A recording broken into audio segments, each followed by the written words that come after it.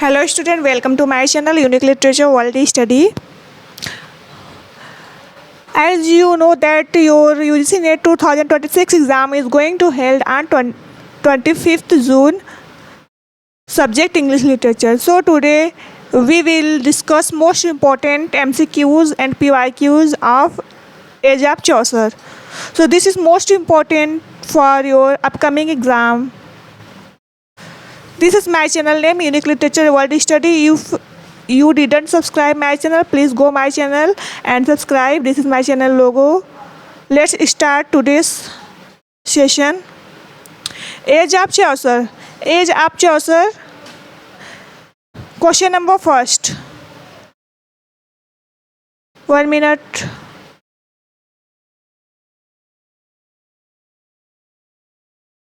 Okay. So question number first is, which historical event is generally considered the beginning of the Ajaab Chaucer? कौन सा historical event इसमें से Ajaab Chaucer की शुरुआत करता है? The Norman Conquest, the 100 Years War, the War of Roses या फिर the Glorious Revolution? तो ऑप्शन बी इज करेक्ट, इसमें ऑलरेडी दिया है आंसर, आप देख सकते हैं। द 100 Years War कब स्टार्ट हुआ था? 1337 में, 1337 में ये स्टार्ट हुआ था। देखिए इससे आपको एक क्रोनोलॉजी भी ये हो जाएगी कि एग्ज़ाम में अगर क्रोनोलॉजी टाइप का ये सारा आएगा तो आप कर लेंगे। जो नॉर्मन कन्क्विस्ट हुआ था वो 1066 में हुआ था, यानी 1066 में हुआ था। द 100 Years War कब स्टार्ट हुआ था? 1337 में स्टार्ट हुआ था। और द वार ऑफ रोजेस 1455 में। The glorious revolution 1688। और इसी टाइम किसका बर्थ हुआ था? तो ये बहुत ग्रेटेस्ट न्यू क्लासिकल राइटर है अलेक्जेंडर पोप, उनका बर्थ इसी टाइम पे हुआ था 1688 में, याद रखिएगा। देख लेते हैं जो एज ऑफ चौसर की शुरुआत होती है किससे होती है? 100 Year Wars।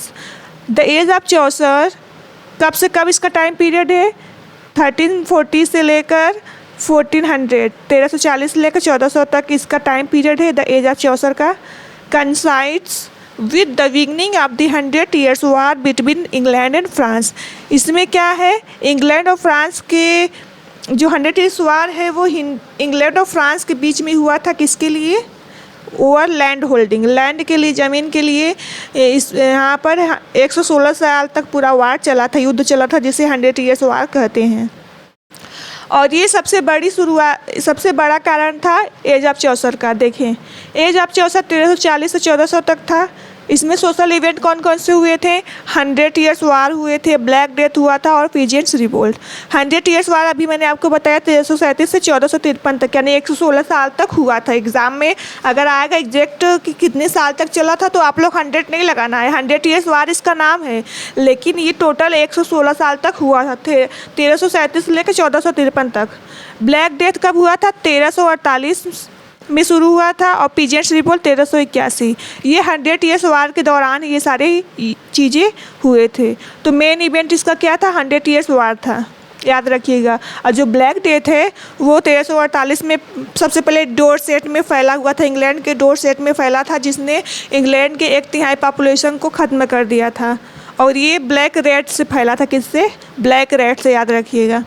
पीजेंट्स रिवोल्ट जो है वो किसानों का एक विद्रोह है, जिसने मतलब जो गवर्नमेंट थी वहाँ की, उसने हाई, और जो चर्च के लोग थे वो हाई टैक्स लेते थे किसानों से। तो जब किसानों ने इसका विरोध किया तो इसे पीजेंट्स रिवोल्ट कहते हैं। और इसे एक और नाम से जानते हैं, व्हाट टेलर रिविलियंस। पीजेंट्स रिवोल्ट को व्हाट टेलर रिविलियंस भी कहा जाता है, याद रखिएगा, एग्जाम में पूछा गया क्वेश्चन है। Let's move to the question number second. Geoffrey Chaucer is known as, Geoffrey Chaucer को क्या कहा जाता है? Father of English tragedy, father of English poetry, father of English novel या फिर फादर ऑफ इंग्लिश प्रोज? तो as you know that Geoffrey Chaucer is known as the father of English poetry because he established Middle English as a literary language, क्योंकि उन्होंने middle English को एक literary language की तरह establish किया है, इसलिए उनको फादर ऑफ इंग्लिश पोएट्री कहते हैं। अब आपको देखिए ये तो हो गया फादर ऑफ इंग्लिश पोएट्री। मैंने अपने प्रीवियस क्लासेस में बताए हैं फादर ऑफ इंग्लिश ट्रेजेडी किसे कहते हैं, father of English novel, father of English pros. आपको कमेंट बॉक्स में इन सब का लिखना है, इससे आपका क्वेश्चन भी तैयार हो जाएगा और जितने बच्चे आप लोग कमेंट करोगे तो जो बच्चे कमेंट को देखेंगे तो उनका भी तैयार हो जाएगा और डिस्कशन भी हो जाएगा। फादर ऑफ इंग्लिश ट्रेजेडी किसे कहते हैं, फादर ऑफ इंग्लिश नॉवेल किसे कहते हैं, and father of English pros. आपको कमेंट बॉक्स में कमेंट करके बताना है। So question number 3 is which dialect did Chaucer primarily use. कौन सा डायलेक्ट चौसर ने मुख्यतः यूज किया है, कैंटिस, नॉर्दर्न, सदर्न, ईस्ट मिडलैंड या फिर लंदन डायलेक्ट। तो चौसर ने कौन सा डायलेक्ट यूज किया है, ईस्ट मिडलैंड या जिसे लंदन डायलेक्ट भी कहते हैं। The east Midland dialect letter became the basis of standard English. और याद रखिएगा जो ईस्ट मिडलैंड डायलेक्ट है जो चौसर के द्वारा यूज किया गया है वही क्या बना, became the basis of standard English. Standard English का बेसिस बना, आधार बना। Question number 4 which work of Chaucer remained unfinished. Chaucer का कौन सा वर्क अनफिनिश्ड रहा। Question number 4 is which work of Chaucer remained unfinished. Chaucer का कौन सा वर्क अनफिनिश्ड रहा, तो Troilus and Criseyde, Parliament of Fowls, the Canterbury Tales, the Book of Duchess. तो option C is correct, the Canterbury Tales. जो the Canterbury Tales है तो इसी जब ये लिख रहे थे इनका इंग्लिश फेज में इन्होंने लिखा है और जब ये लिख रहे थे तब इसी दौरान इनकी डेथ हो गई थी चौसर की, इसलिए ये अनफिनिश्ड रह गई। देखिए ओरिजिनली प्लान इसका कितना था, ओरिजिनली कितने टेल लिखने थे इनको, 30 पिलग्रिम्स थे तो 4 टेल से हर एक पिलग्रिम को कहना था, तो टोटल 120 टेल्स होते, लेकिन इनके लाइफ टाइम में केवल 24 टेल्स ही कंप्लीट हुए। तो याद रखिएगा इसमें 30 पिलग्रिम्स है और +1 कौन है, +1 कौन है, हैरी वेली यानी होस्ट है, यानी 31 टोटल है, लेकिन पिलग्रिम पूछे तो 30 है और जो एक होस्ट को अगर हम शामिल कर लेंगे तो क्या कितने हैं, 31। देखिए जो होस्ट थे हैरी वेली तो उनको स्टोरी नहीं कहना था, उनको केवल क्या कहना था, मतलब वो जो भी स्टोरी अच्छी लगेगी उनको बेस्ट डिनर उनकी तरफ से डिनर ऑफर किया जाएगा। तो याद रखिएगा जो टेल कहेंगे केवल 30 पिलग्रिम्स कहेंगे, जो 30 जो तीर्थयात्री हैं बस वही टेल कहेंगे, तो इस हिसाब से 120 टेल्स टोटल हुए। आप लोग कन्फ्यूज मत होइएगा। और जो चौसर हैरी बेली हैं तो वो होस्ट है, वो टेल नहीं कहेंगे बल्कि वो क्या कहेंगे, जो सबसे अच्छा टेल कहेगा उसको अवार्ड देंगे। तो आपको याद रखना है। Question number 5 the frame narrative technique was used in. Frame narrative technique किस में यूज़ हुआ है, Troilus and Criseyde, the Canterbury Tales, House of Fame, Romaunt of the Rose. तो द फ्रेम नरेटिव सबसे पहले किस में यूज हुआ है, द कैंटरबरी टेल्स। देख लेते हैं सॉल्यूशन। फ्रेम नरेटिव क्या है, a story with in a story, a story with in a story. Frame narrative का मतलब किसी स्टोरी के बीच में एक दूसरा स्टोरी दिखाना, वो होता है story with in a story या फ्रेम नरेटिव। जैसे द कैंटरबरी टेल्स इसमें पिलग्रिम्स के बारे में दिखा रहा है तो एक स्टोरी हो गया। उसके बाद जो पिलग्रिम्स है वो अपनी स्टोरी बता रहे हैं, जैसे नाइट्स अपना टेल बताता है तो वो क्या हो गया, स्टोरी के अंदर एक स्टोरी बता रहा है, तो वो क्या हो गया, फ्रेम नरेटिव। याद रखिएगा। Pilgrims tell stories during their journey to Canterbury Cathedral. जो पिलग्रिम्स हैं वो क्या कहते हैं, अपनी स्टोरी कहते हैं जब वो जर्नी के लिए जाते हैं कहाँ, कैंटरबरी कैथेड्रल में। याद रखिएगा।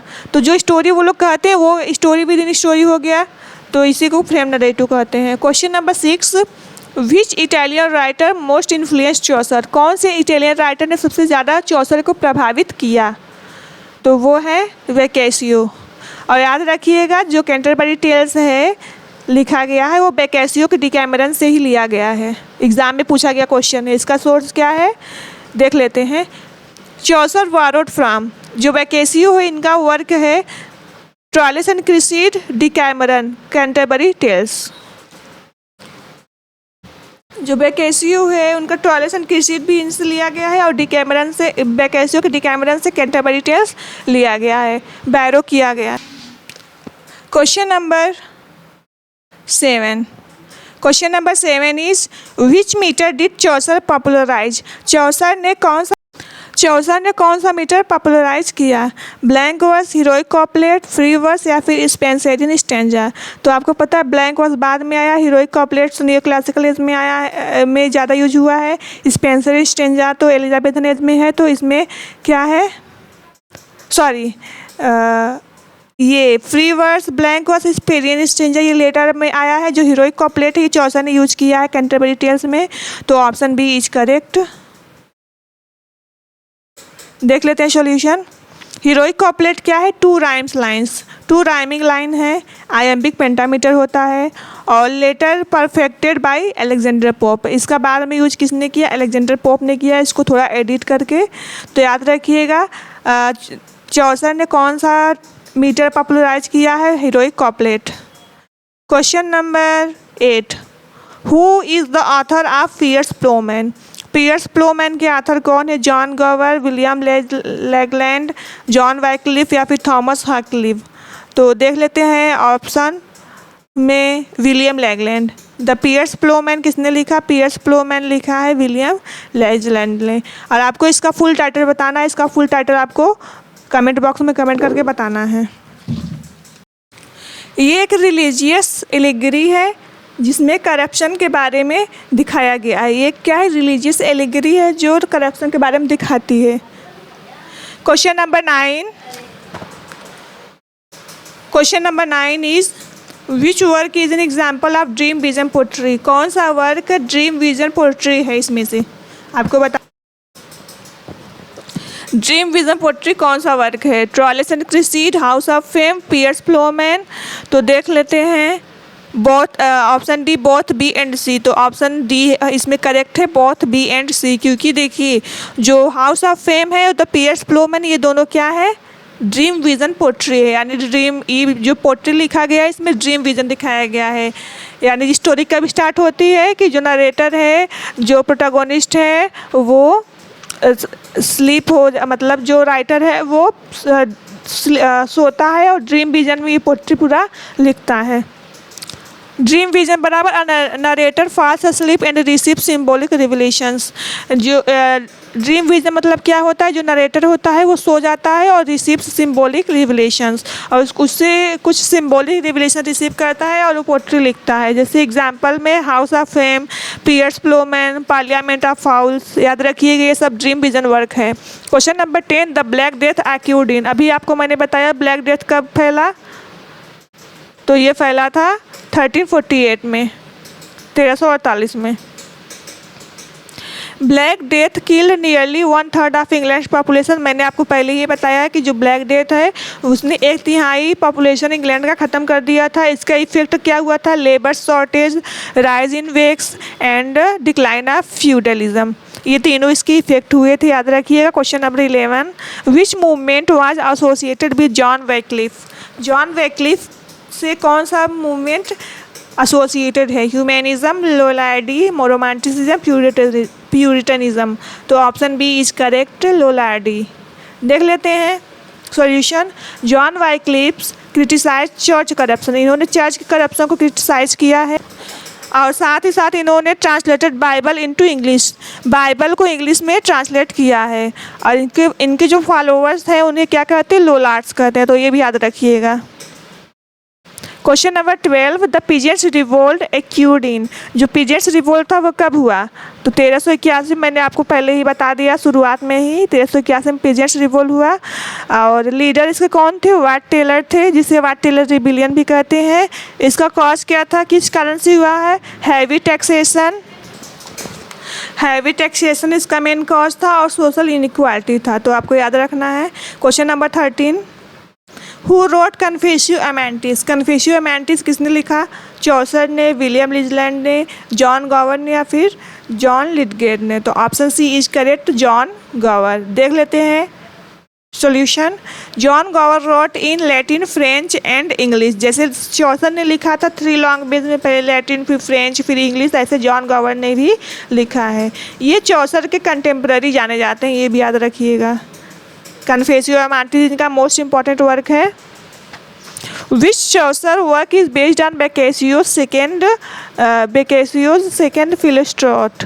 कौन सा चौसर का कौन सा वर्क बेकेसियो की इल फिलोस्ट्रेटो से मतलब लिया गया है या बेस्ड है? House of Fame, Troilus and Criseyde, Canterbury Tales या रोमांस ऑफ द रोज? तो option B is correct, Troilus and Criseyde. It is considered Chaucer's greatest tragic poem. आपको याद रखना इसे चौसर का ग्रेटेस्ट ट्रेजिक पोएम भी कहा जाता है। Question number 15, who is called the morning star of reformation. Morning star of reformation किसे कहते हैं? तो अभी मैंने आपको बताया जॉन वाइक्लिफ, और मैंने पहले भी ये आपको करा दिया है। जो जॉन वाइक्लिफ है वो क्या थे? Anticipated Protestant reforms. याद रखिएगा, ये प्रोटेस्टेंट रिफॉर्म को इन्होंने एंटिसिपेटेड किया है, और ये इन्हें मॉर्निंग स्टार ऑफ रिफॉर्मेशन कहा जाता है। Question number 16, which tale is Canterbury Tales is considered a beast fable. Canterbury Tales का कौन सा टेल बीस्ट फेबल कंसीडर किया जाता है, या कौन से टेल ने, मतलब कौन से नरेटर ने बीस्ट फेबल का टेल कहा है? तो option A, nun's priest tale. इसने क्या कहा है, किसके बारे में बताया है? बीस्ट फेबल के बारे में बताया है। ये बीस्ट फेबल टेल इसने कहा है किसके बारे में? हेन। उसमें हेन के बारे में बताया गया है। देख लेते हैं मेन कैरेक्टर इसमें कौन है? चैंटिक्लियर, रूस्टर और फॉक्स है। एनिमल्स बिहेव लाइक ह्यूमंस, आपको याद रखना है। फॉक्स और चैंटिक्लियर ये क्या है? इनके मेन कैरेक्टर हैं, और एनिमल्स को ह्यूमन की तरह दिखाया गया है, तो इसे बीस्ट फेबल कहते हैं। और नन्स प्रीस्ट टेल का ये बीस्ट फेबल है, याद रखिएगा। Which tale is the longest in Canterbury Tales. Canterbury Tales में सबसे लॉन्गेस्ट टेल्स कौन सा है? तो knight's tale, parson's tales, monk's tale, या फिर मैन ऑफ लॉस्ट टेल। तो option B, parson's tales. Parson's tale क्या है? प्रोज में लिखा गया रिलीजियस ट्रीटाइज है। आपको याद रखना है कि 24 टेल्स टोटल लिखे गए हैं, उसमें जो 22 यानी 22 जो टेल्स हैं वो वर्ड्स में लिखे गए हैं, पोट्री फॉर्म में लिखे गए हैं। और उसमें जो 2 टेल्स हैं 23 और 4, यानी एक पार्सन का टेल और एक चौसर जो नरेटर है उनका टेल, उसे वो प्रोज में लिखा गया। तो आपको याद रखना है 2 टेल्स प्रोज में लिखे गए हैं। तो जो पार्सन का टेल है वो भी प्रोज में लिखा गया है, और ये क्या है? रिलीजियस ट्रीटाइज है, याद रखिएगा। Which work is not written by Chaucer. Chaucer के द्वारा कौन सा वर्क नहीं लिखा गया है? Book of the Duchess, House of Fame, Pearl, या फिर पार्लियामेंट ऑफ फाउस। तो सारा तो लिखा गया, लेकिन पर्ल जो है ये एंग्लो नॉर्मन एज का वर्क है, और इसके राइटर अननोन है। एनोनिमस पर्ल पोएट, यानी इनके राइटर का पता नहीं, ही एनोनिमस है। Question number 19, the age of Chaucer belongs to. Age of Chaucer किससे बिलोंग करता है? Old English period, middle English, renaissance, या फिर रिस्टोरेशन। तो मैंने अभी आपको बताया जो मिडल इंग्लिश पीरियड है इसे एंग्लो नॉर्मन, उसके बाद फिर एज ऑफ चौसर आता है। उसमें 1066 से 1500 तक क्या होता है? मिडल इंग्लिश होता है, इसमें एंग्लो नॉर्मन आता है, और एज ऑफ चौसर आता है, और एज ऑफ रिवाइवल भी आता है। क्वेश्चन नंबर 20 देख लेते हैं। मैच द फॉलोइंग, मैच करना है। चौसर ने कौन सा वर्क लिखा है? लेगलैंड ने क्या लिखा है? गॉवर ने क्या लिखा है? और वाइक्लिफ ने लिखा है। तो पहले का कैंटरबरी टेल्स सही मैच है। दूसरे का पियर्स प्लोमैन, लेगलैंड ने लिखा है। तीसरा कन्फेसियो अमांटिस गॉवर ने लिखा है, और वाइक्लिफ ने इंग्लिश बाइबल लिखा है। तो तीनों सही है, ऑप्शन ए इज करेक्ट होगा। पहले का ए, दूसरे का बी, तीसरे का सी और चौथे का डी।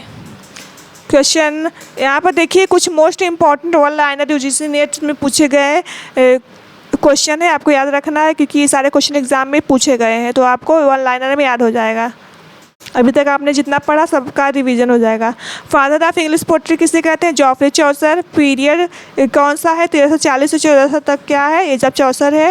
लैंग्वेज कौन सा यूज होता है? मिडल इंग्लिश, जिसे और डायलेक्ट कौन सा यूज होता है? ईस्ट मिडलैंड, याद रखिएगा। लैंग्वेज मिडल इंग्लिश, डायलेक्ट में ईस्ट मिडलैंड, जिसे लंदन डायलेक्ट भी कहते हैं। ग्रेटेस्ट वर्क कौन सा है? द कैंटरबरी टेल्स है।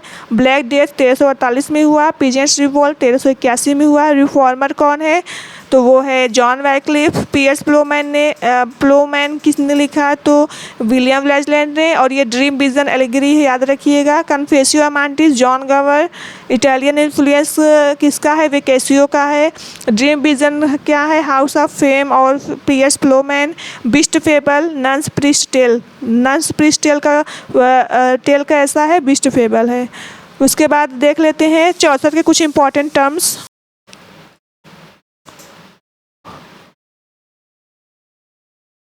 देखिए इंग्लिश पीरियड जो है 1386, इनका जो इंग्लिश फेज है चौसर का वो 1386 से लेकर 1400 तक है।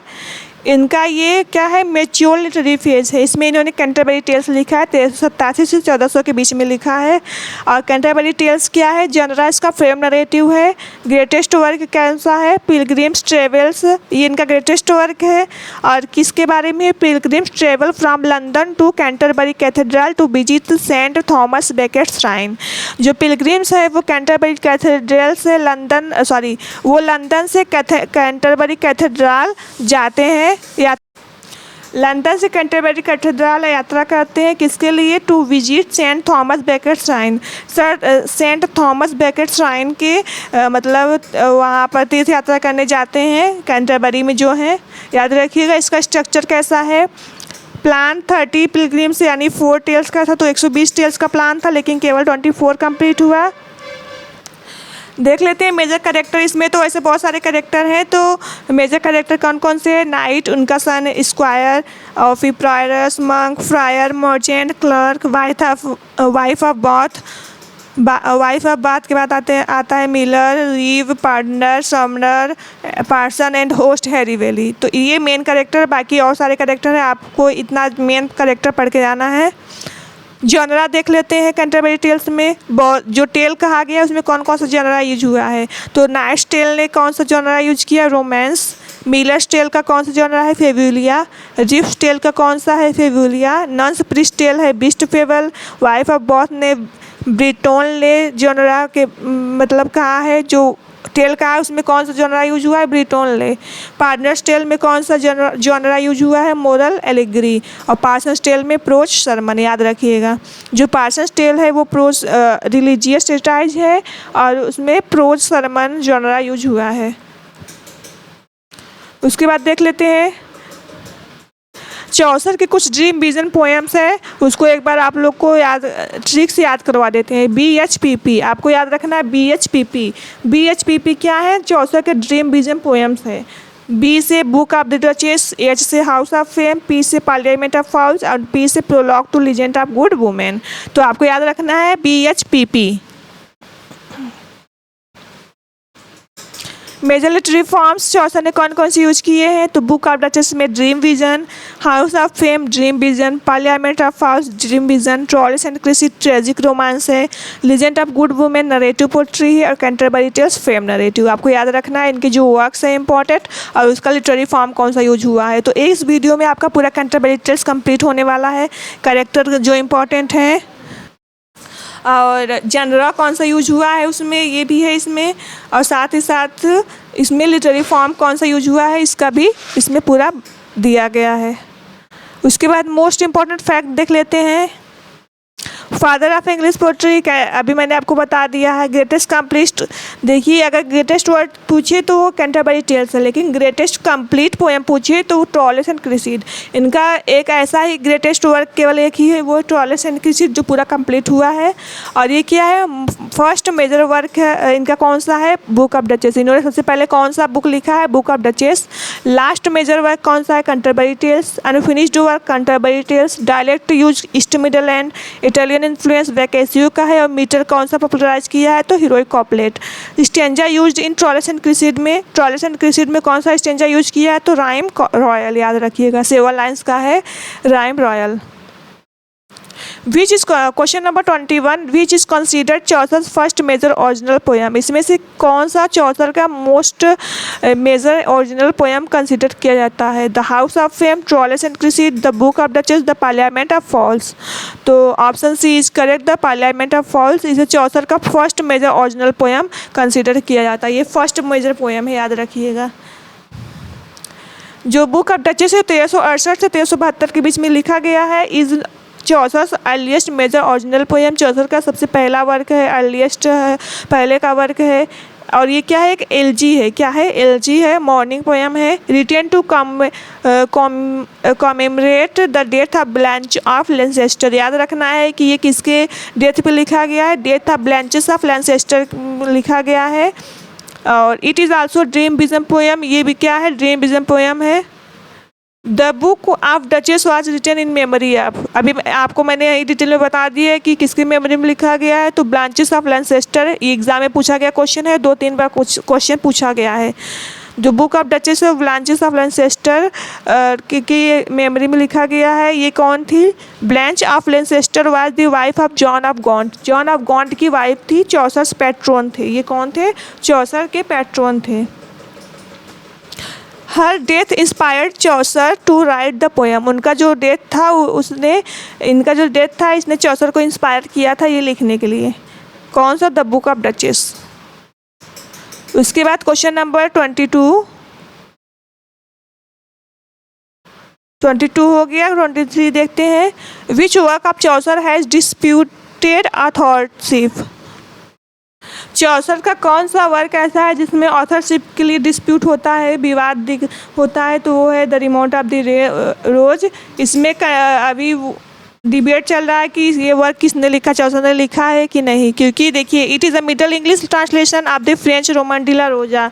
ये जो the Romaunt of the Rose है ये क्या है? इंग्लिश में लिखा गया है, लेकिन ये कहाँ से ट्रांसलेट किया गया है? तो ये एक फ्रेंच वर्क है रोमन डी ला रोजा, वहाँ से ये ट्रांसलेट किया गया है। इसका फ्रेंच टाइटल है रोमन डी ला रोजा। और ये क्या है? Only a portion is certainly attributed to Chaucer, इसका केवल एक ही पोर्शन जो है वो चौसर को एट्रीब्यूटेड है, तो इसलिए इसमें डिबेट चलता है कि ये चौसर ने लिखा है कि नहीं। Question number 24, which literary form dominate Chaucer early work, कौन सा लिटरेरी फॉर्म चौसर का अर्ली वर्क है? तो वो है ड्रीम विजन। आपको पता है ड्रीम विजन चौसर ने ज़्यादा लिखा है। Book of Duchess, House of Fame, Parliaments of Fowl, ये सब क्या है? ड्रीम विजन है। Prologue to Legend of Good Women, ये भी ड्रीम विजन है। Question number 25, which Italian writer had the greatest influence on Chaucer, किस इटालियन राइटर का ग्रेटेस्ट इन्फ्लुएंस चौसर पे था? तो वो था वेकेसियो। मैंने पहले ये क्वेश्चन करा दिया है। घुमा फिरा के वही क्वेश्चन पूछता है एग्जाम में, तो आपको बस एक बार इसको रिवाइज करके जाना है। और यहाँ पर ये डिटेल भी दिया है। Chaucer borrowed heavily from Giovanni Boccaccio, Giovanni Boccaccio से चौसर ने ज़्यादातर सोर्सेस बोरोड किए हैं। टॉयलेट्स एंड क्रिसिड के लिए इल फिलोस्ट्रेटो और कैंटरबरी टेल्स में डिकैमरन यूज किया है। द हाउस ऑफ फेम क्या है? कंप्लीट, इनकम्प्लीट, अ प्रोज वर्क या फिर अ ट्रेजेडी, तो ये क्या है? इनकम्प्लीट वर्क है। It ends abruptly, the poems consist of 3 books, ये जो पोएम है वो 3 बुक्स में कंसिस्ट होता है, 3 बुक्स इसमें है और ये अब्रप्टली समाप्त होता है, एंड होता है। Question number 27, in the House of Fame who carries the narrator, House of Fame में नरेटर को कौन कैरीज करता है? तो वो है eagle. Option B is correct. In eagle carries the narrator to the House of Fame, the eagle symbolizes divine knowledge, जो eagle है वो क्या करता है? डिवाइन नॉलेज को सिम्बलाइज करता है। Question number 28, the Parliament of Fowls was written to celebrate, जो पार्लियामेंट ऑफ फाउल्स है वो किस लिए लिखा गया है? क्या सेलिब्रेट करने के लिए लिखा गया है? तो एक रॉयल मैरिज के लिए लिखा गया है, रॉयल मैरिज को सेलिब्रेट करने के लिए लिखा गया। देख लेते हैं ये एसोसिएटेड है किस मैरिज से? King Richard second and Anne of Bohemia, King Richard second और एन ऑफ बोहेमिया की मैरिज से पे ये लिखा गया है, रॉयल मैरिज पे लिखा गया, याद रखिएगा। Which famous lines occurs in the Parliament of Fowls, Parliament Fowls में कौन सा फेमस लाइन एक्यूर्स होता है? देखिए ये जो वर्क है What that appeals with the short suit, तो ये भी चौसर का ही लाइन्स है। और the life so short the craft so long to learn, ये भी चौसर का ही लाइन है, लेकिन इसमें पूछा है द पार्लियामेंट ऑफ फाउल्स, तो ये क्या है? The life so short the craft so long to learn detail solution, this line later become famous proverbs. आपको याद रखना है ये जो लाइन है वो पार्लियामेंट ऑफ फाउल से है, the life are so short, और ये जो पहला लाइन्स है ये कैंटरबरी टेल का है, याद रखना है।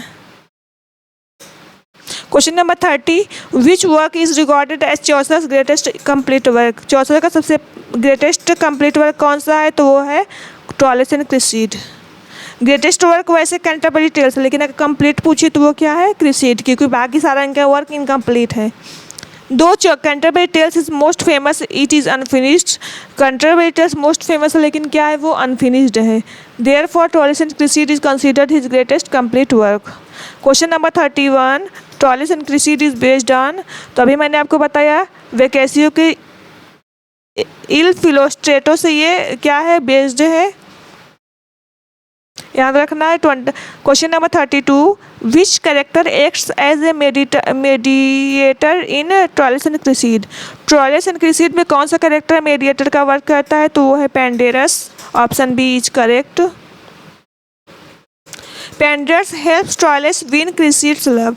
जो पेंडेरस है वो क्या करता है, ट्रॉयलिस को क्रेसीड का लव पाने में मदद करता है। Question number 33, Troilus and Criseyde consist of, तो ट्रॉयलिस एंड क्रेसीड में टोटल 5 बुक्स है, आपको याद रखना है। कौन सा exchange of form ट्रॉयलिस and Criseyde में यूज हुआ है, 34 क्वेश्चन है, तो वो है राइम रॉयल। मैंने आपको बताया 7 लाइन्स राइमिंग रॉयल का ये एक्सचेंजर्स होता है, 7 लाइन्स का एक्सचेंजर्स होता है राइम रॉयल। पैटर्न क्या होता है, ABABBCC, ABABBCC 7 लाइन्स का होता है, याद रखना है। और ट्रॉयलिस एंड क्रेसीड में इसका यूज किया गया है। क्वेश्चन नंबर 34 होगा, 35 देखें। The Legend of Good women deals with, जो लीजेंड ऑफ गुड वुमेन है वो क्या बताता है, loyal women betrayed by man. इसके पीछे की बहुत बड़ी कहानी है, लेकिन अभी टाइम नहीं, बाद में मैं आपको बताऊंगी जब मैं इसको डिटेल में पढ़ाऊंगी। अभी बस क्वेश्चन सॉल्व कर रहे हैं हम लोग। Loyal women betrayed by man, याद रखना है। Question number 36, which women appears in the Legend of Good Women. कौन सी women the Legend of Good Women में अपीयर्स होती है, क्लियोपात्रा, डिडो, लुक्रीस या फिर ऑल ऑफ दीज, तो option D is correct, all of these. Question number 37, which is Chaucer's greatest work. Chaucer का greatest work कौन सा है, तो मैंने बार बार ये बता रही हूँ आपको कैंटरबरी टेल्स से, लेकिन अगर कंप्लीट पूछिए तो वो क्या है, Troilus and Criseyde. Question number 38, the destination of the pilgrims is in Canterbury Tales is. Canterbury Tales में जो डेस्टिनेशन है पिलग्रिम्स का वो कहाँ है, लंदन से कैंटरबरी है, तो ऑप्शन डी इज करेक्ट। इनका जो मंजिल है वो कैंटरबरी है। और किस लिए जा रहे हैं, the pilgrims travel to visit the shrine of Saint Thomas Becket at Canterbury Cathedral, याद रखना है। Question number 39, originally Chaucer plan. Chaucer ने कितना ओरिजिनल प्लान किया था, तो 120 टेल्स प्लान किए थे, लेकिन कंप्लीट कितना हुआ, केवल 24 ही हुआ। How many tales were completed, कितने कंप्लीट हुए, 24। Which tale is beast fable. Beast fable कौन सा है, मैंने पहले ही बताया, नन्स प्रीस्ट टेल है। ब्रीटोन ले किसका टेल है, तो वो है वाइफ ऑफ बेस्ट टेल, ये जॉनरा है जो यूज हुआ है। ब्रीटोन ले वाइफ ऑफ बॉस का जो टेल है, जो अर्थरियर रोमांस के बारे में बताती हैं, तो वो कौन सा जॉनरा यूज हुआ है, ब्रीटोन ले, याद रखना है।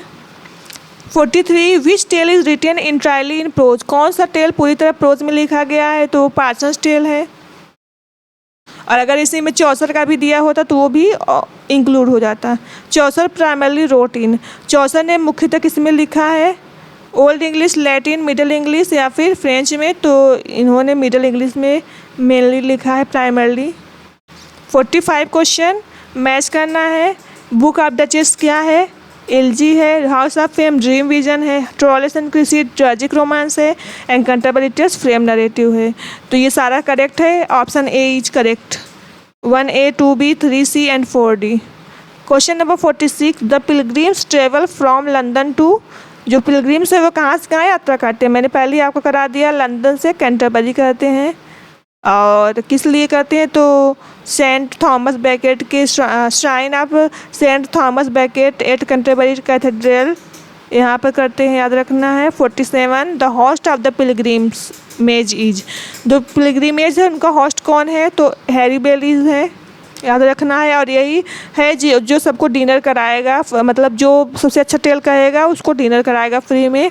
हैरी वैली क्या है? Owner of the Tabard Inn. Tabard Inn जहाँ पर सारे पिलग्रिम इकट्ठा होते हैं, जहाँ से ये पोएम की शुरुआत होती है पोट्री की, तो वहाँ उसका ऑनर है। Purposes the story telling content, और यही क्या करता है? स्टोरी टेलिंग कंटेस्ट में को उसकी शुरुआत करता है। Question number 48, the journey begins it. अभी मैंने आपको बताया जो जर्नी की शुरुआत होती है वो टैबरडीन से शुरुआत होती है। और टैबरडीन कहाँ है? The pilgrims gathered at the Tabard Inn in Southwark. Southwark में इकट्ठा होते हैं, टैबरडीन इन साउथ वॉक, याद रखना है। 49 question, how many pilgrims are there. कितने पिलग्रिम्स है? 29। जो ये है टैबरडीन, वहाँ पे कितने पिलग्रिम्स इकट्ठा होते हैं? तो 29 होते हैं। अब देखिए, ऐसे तो टोटल 31 पिलग्रिम्स है, लेकिन जो वो टैबरडीन वहाँ पर 29 पिलग्रिम्स होते हैं। उसके बाद एक चौसर हिमसेल्फ, एक चौसर होता है जो नरेटर है, 30 हो गए, और एक हैरी वैली जो होस्ट है, टैबरडीन का ऑनर है, तो टोटल 31 हो गए। चौसर ओरिजिनली प्लान, चौसर ने कितना प्लान किया था? तो ये रिपीट हो गया है question 24। Which literary techniques structure the Canterbury Tales. Canterbury Tales में कौन सा नरेटिव स्ट्रक्चर का यूज हुआ है, लिटरेरी टेक्निक का यूज हुआ है? तो आपको मैंने बताया फ्रेम नरेटिव। एक स्टोरी में कई सारी स्टोरी दिखाते हैं, उसे मल्टी फ्रेम नरेटिव कहते हैं। और the opening line is, Canterbury Tales का ओपनिंग लाइन कौन सा है? तो option B, what that April with sorest roots. इसका मतलब है when April with its sweet shower. इसका ट्रांसलेशन क्या है? When April with its sweet shower. तो आपको याद रखना, ये फेमस ओपनिंग लाइन है कैंटरबरी टेल्स का। Which season begins the pilgrimage. ये जो कैंटरबरी टेल्स लिखा गया है, तो यहाँ जो पिलग्रिम्स टैबरडीन में इकट्ठा होते हैं, तो कौन सा सीजन होता है? स्प्रिंग, याद रखना है। और स्प्रिंग क्या सिंबलाइज करता है? Renewal, rebirth, spiritual awakening. 55 question, which pilgrim is represent ideal chivalry. Ideal chivalry कौन सा पिलग्रिम रिप्रेजेंट करता है? तो वो है नाइट। जो नाइट है वो क्या सिंबलाइज करता है? Honour, truth, courtesy. Question number 56, the squire is the knight's. जो स्क्वायर है वो नाइट का क्या है? सन है, बेटा है। विच पिलग्रिम्स लव हंटिंग। कौन सा पिलग्रिम्स हंटिंग को पसंद करता है? तो मंक है। 50, इसका डिटेल सॉल्यूशन देख लेते हैं। जो मंक है वो निगलेक्ट मोनास्टिक ड्यूटीज़, अपने ड्यूटीज़ को निगलेक्ट करता है। और ये क्या प्रीफर्स करता है? ये प्रीफर करता है hunting, fine horses, wine, rich clothes, etc. Which pilgrim is a corrupt church official who sells pardons. कौन सा पिलग्रिम करप्ट चर्च ऑफिशियल है जो पार्डन्स को सेल करता है? तो वो है pardoner. The pardoner sells fake relics and indulgence. ये एग्जाम में पूछा गया है, आपको याद रखना है, मोस्ट इंपॉर्टेंट क्वेश्चन है। एग्जाम में एग्जैक्ट यही लाइन पूछा गया है कि which character sells fake relics and indulgences. तो कौन करता है? Pardoner. Question number 59, which pilgrim has red hair and a wart. कौन से पिलग्रिमेज का red hair and a wart है? तो वो है Miller, option A is correct. 60, which pilgrim is an expert in law. कौन सा तीर्थयात्री लॉ में एक्सपर्ट है? तो वो है man of law, option B is correct. Which female pilgrim है 5 हस्बैंड। कौन सी फीमेल पिलग्रिम है जिसके 5 हस्बैंड है? तो वो एक ही है, वाइफ ऑफ बॉथ।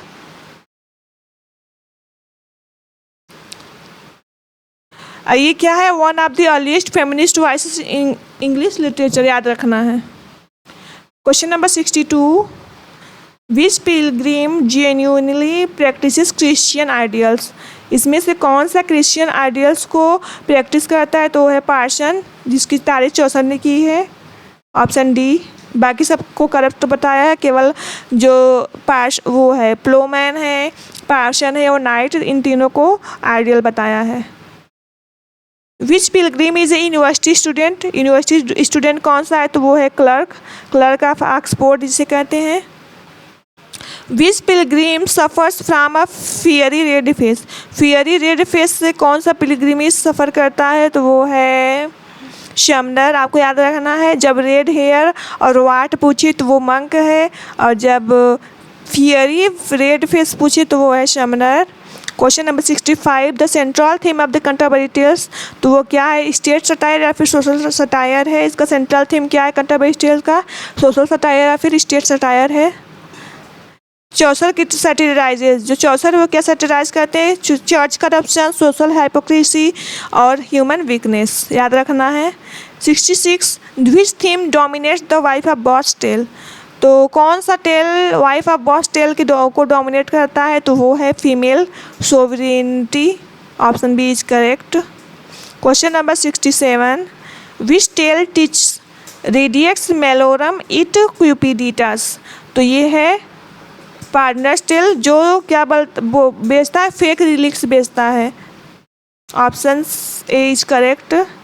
इसका लैटिन मीनिंग है, देखिए ये लैटिन में लिखा गया रेडिक्स मेलोरम इस्ट क्यूपिडिटस। इसका इंग्लिश मीनिंग क्या है, ये लैटिन है में लिखा गया, इंग्लिश मीनिंग है the root of all evil is greed, यानी सभी पाप से सभी एविल का जो जड़ है वो क्या है, ग्रीड है। जब और ये लाइन कहता है, जबकि ये खुद ही क्या है, एकदम ग्रीडी है, करप्ट पर्सन है।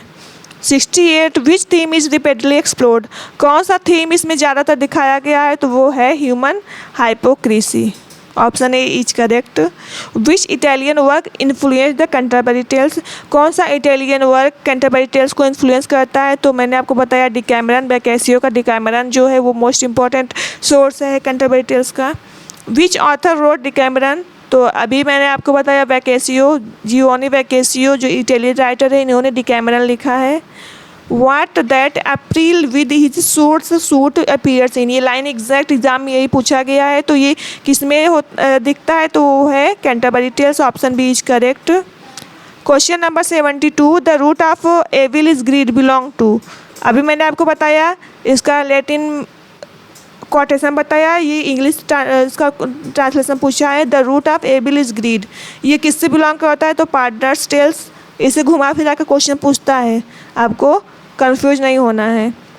Who says experience though none authority, किसने कहा है कि एक्सपीरियंस दो नॉन अथॉरिटी, तो ये कहा है वाइफ ऑफ बॉथ ने।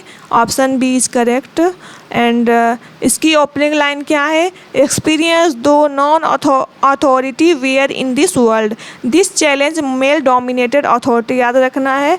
उसके बाद लास्ट क्वेश्चन आज का है, वो है question number 74, match the following, knight's chivalry, pardoner greed और wife of Bath, female sovereignty and parson true Christianity, तो ऑप्शन ए इज करेक्ट। इसके बाद कुछ इंपॉर्टेंट अभी तक जितने क्वेश्चन सॉल्व करे हैं, कुछ फैक्ट्स देख लेते हैं उसके बारे में। होस्ट कौन है कैंटरबरी टेल्स का, तो वो है हैरी बेली। इन कौन सा है, टैबरडीन। डेस्टिनेशन कहाँ है, लंदन से कैंटरबरी। टोटल प्लान 120, कंप्लीट कितने टेल हुए, 24। ग्रेटेस्ट थीम कौन सा है, सोशल सटायर। इटालियन सोर्स क्या है, Decameron. Wife of Bath, female voice, feminist voice है। पार्टनर्स मोटो क्या है, greed is evil. Knight symbol क्या का सिम्बलाइज करता है, शिवेलरी। पर्सन क्या सिम्बलाइज करता है, ideal priest. Nun's priest tale क्या है, बिस्ट फेबल है। वाइफ ऑफ बास टेल क्या है, ब्रिटोन ले है। मिलर्स टेल फेबुलिया है। पर्सन टेल प्रोस सरमन है। तो ये आज का क्वेश्चन हो गया पूरा कंप्लीट एज ऑफ चौसर। अगर आपको मेरी वीडियोस पसंद आए तो प्लीज़ मेरे चैनल को सब्सक्राइब करिए, मेरी वीडियोस को लाइक करिए एंड अपने कमेंट बॉक्स में आप लोग अपना सजेशन दीजिए कि मुझे किस टॉपिक पर वीडियो बनाना चाहिए। Thank you.